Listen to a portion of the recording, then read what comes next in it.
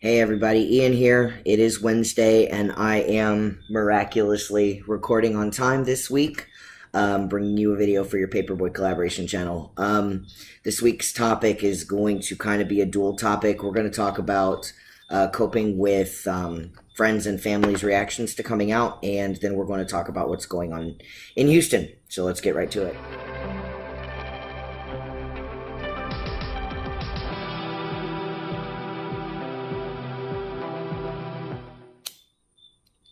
So I'll go ahead and start with our scheduled topic because this one's going to be short and sweet. And let me just go ahead and preface this by saying that this is absolutely only my life and my experience.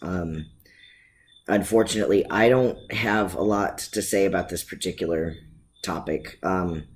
I was disowned by a lot of my family. They kind of made that their own choice. Okay, it is what it is. Long time ago, before I started medically transitioning, and I still have some family left here that's beyond supportive. Friends beyond supportive. The ones that weren't, I didn't need them in my life anyway. Sorry, the glare from my glasses. I just realized is super irritating. So if people couldn't support me and love me and respect me for the man I am, they obviously weren't my friends. So those people aren't in my life anymore. It's kind of interesting though because my fiance's mother and brothers are like the worst of the worst kind of people. I mean, he looks a lot more like me than anything else, and they won't even use his proper legal name. They won't use proper pronouns for him, despite the fact that's all legally been changed. And I can tell you, I don't cope with them very well. I avoid them at all costs because I don't want to do something stupid to alienate him from his family. So, yeah, what can you do? So that's my experience with negative reactions from friends and family. I don't put up with that. I don't have time for that kind of negativity in my life. I get too much going on.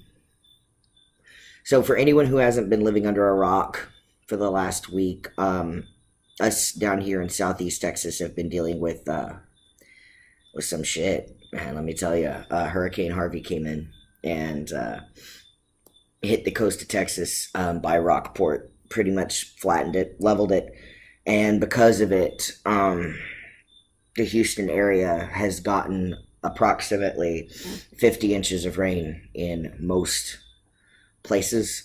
Keep in mind, if you're not from Texas, if you're not from this area, it's kind of hard to understand what Houston is. Houston is not the city of Houston. Houston consists of Richmond, Rosenberg, Sugarland, Missouri City, Stafford, Kingwood, the Woodlands, Pasadena, Pearland, and the list goes on and on. There are 50 plus areas around Houston that we still call Houston because when you're talking to somebody who doesn't live around here, if you say I'm from the Woodlands, they're going to be like, oh, okay, they've never heard of it before. But if you say Houston, everybody's like, oh, you're from Houston. Yeah, Houston encompasses a very large area. So you're going to have to forgive me. I'm tired.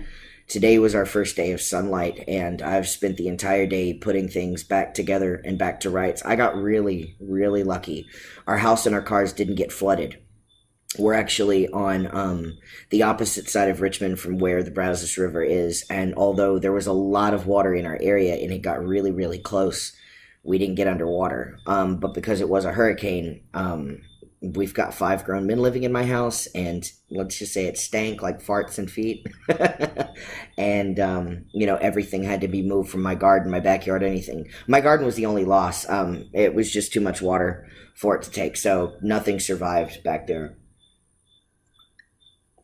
Most of my drag family, they're okay. Almost. I've got one son who lost everything. One drag son who lost everything. So, things are not okay here. There's still water throughout many, many places in Houston. And now the storm's moved on and it's hitting Beaumont, which is where my drag son is that lost everything. There's a point to all this, to telling you guys all this. So, for those of you that are watching, there's a lot of rescue organizations. There's a lot of help from like FEMA, Red Cross. I mean, people have been amazing. People have been wonderful. Donations of, baby supplies and clothes and food and everything, because rebuilding is going to take a long time for this one. This was the worst. This is actually the most rain to ever hit anywhere in the country in like 100 years. I don't know. I'm trying really hard not to pay attention to the statistics because it's just depressing as hell. But there's something in particular that's important, and I think it's important to all of us. Gender-specific clothing. Now, there are some organizations here in Houston that cater to the LGBTQ community. You heard Ty in a private video, not one on YouTube, but he was talking about the Mantra Center. And then there's Legacy Community Health, which is primarily medical stuff. The Mantra Center is taking tons of donation.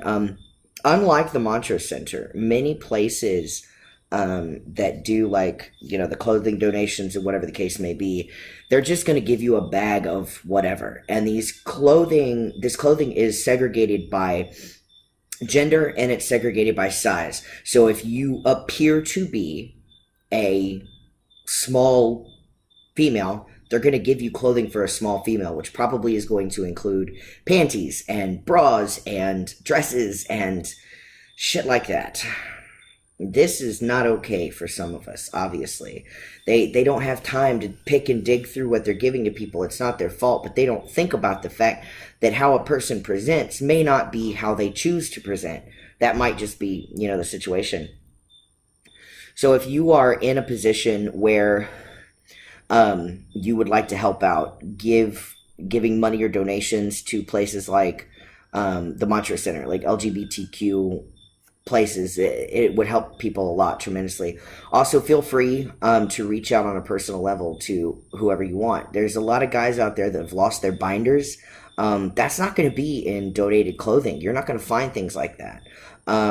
Guys may have lost things that were important to them. Packers, little jock straps to hold the packers, things like that. You're not going to find a way to get that very easily. And I know that it would help tremendously for individuals to be able to get donations of things like that. So hypothetically, I mean, you're in a place where you can afford to help somebody, and find somebody to reach out to one-on-one.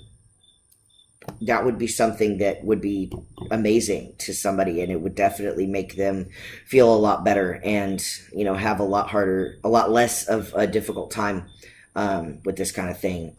But anyways, so things are rough, but the sun is shining and we are coming together and people are helping people and showing how much Houstonians love each other, because we're not paying attention to, race or religion or sexual orientation or gender identity when we're pulling people out of an 8-foot flood.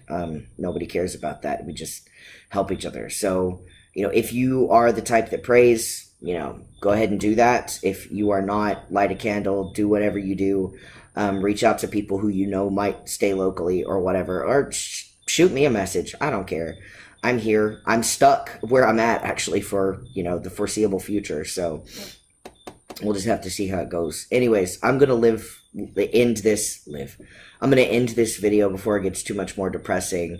Sorry about the negative tone, guys. I'm doing my best to kind of hang tight for everybody. I'm not worried about me. I'm worried about other people around and everything. So thank you so much for watching. Like and subscribe as always. And hopefully some of my brothers on this channel will give you a lot more positivity in their videos. I will be back next Wednesday, and hopefully I will be doing a lot more smiling. So you guys take care of each other. And if anybody's watching this is actually affected by what's going on right now, just reach out to me if you need anything, if there's anything that I can do.